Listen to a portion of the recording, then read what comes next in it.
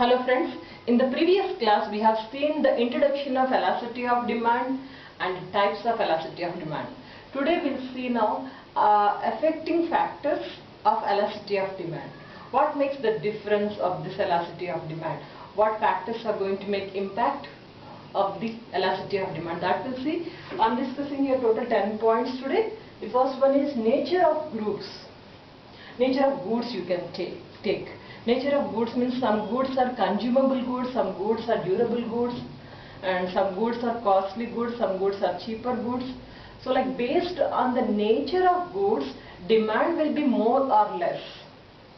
Consumable and regular basis goods, these goods demand will be always stable.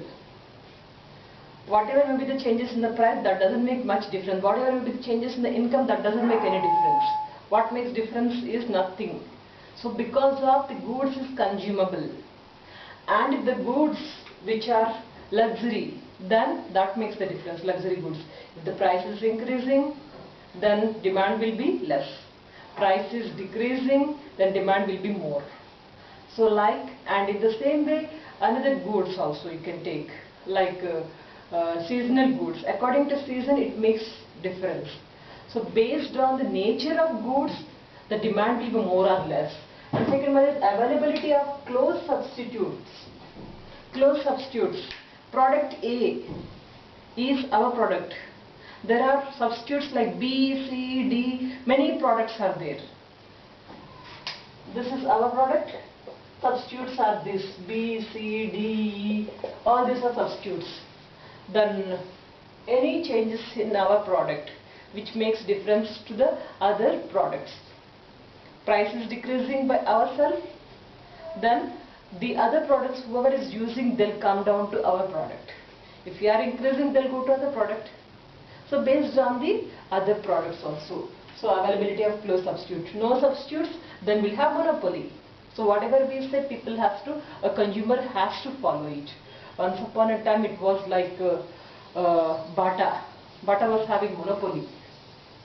And some other products also once upon a time. Nowadays you will find a lot of competition. Anyway, this is about the availability of close substitutes. And third one is complementaries. What are the complementaries we are giving? If you are giving complementaries in the sense like if you are purchasing car, two-wheeler, and ultimately we have to go for the petrol. So both are attached. If car rate is increasing, if car, two-wheeler, four-wheeler, any vehicles consumption is more, petrol price is also going to be demanded a lot. Price will be, whatever it may be the price, demand will be more for that product. So that's about complementary. And goods having several uses. And sometimes few goods will be using in many ways. When we use it in many ways, automatically that demand will be more or less according to the usage. Less several usages, demand will be less. More, we can use it many times. So in the same way, postponement of purchases.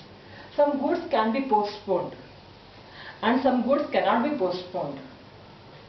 Postponable goods are luxury items, not required, not much urgent.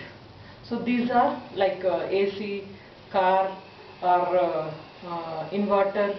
This kind of products can be postponed, not required urgently. This demand will be different, and where we need to, some products regularly we have to purchase it, we have to use it, so that cannot be postponed. So demand will variate between the postponable, not postponable items. And in the same way, proportionate of income spent, this already we spoke in the previous talk. Based on the income, will have demand more or less. Elasticity of demand will be increasing or decreasing because of income. Income is more, demand will be more. Income is less, automatically demand will be less. The best example which we have taken already, the real estate business. In the same way, time. According to the time also, demand will increase or decrease. Elasticity of demand will be varying. Say for example, seasonal time you can take. Summer for products, some few products will have more demand. Winter, few products will have more demand. In the same way, rainy season, you'll have more demand for raincoats, umbrellas, something like that. So based on the time also, the demand will increase or decrease. Then price level. Whenever price is increasing, decreasing, most of the time that makes a difference in the demand, the price levels. Increasing, demand will be more. Sorry, whenever price is increasing, then demand will be decreasing. Inverse relation. Whenever price is decreasing, then demand will be more. It's a inverse relation. So based on the price level also, you'll find elasticity of demand, there's a lot of difference. In the same way, habits. Habits will be changing. Habits, fashion, technology, it's changing. Once upon a time, for few products, there was a lot of demand. Now, trend has changed. There's a demand for another product. Best example which you can take, telephone. Once upon a time, people used to use maximum landline phones. There was no cell phone at all. Now landline has decreased because of the technology.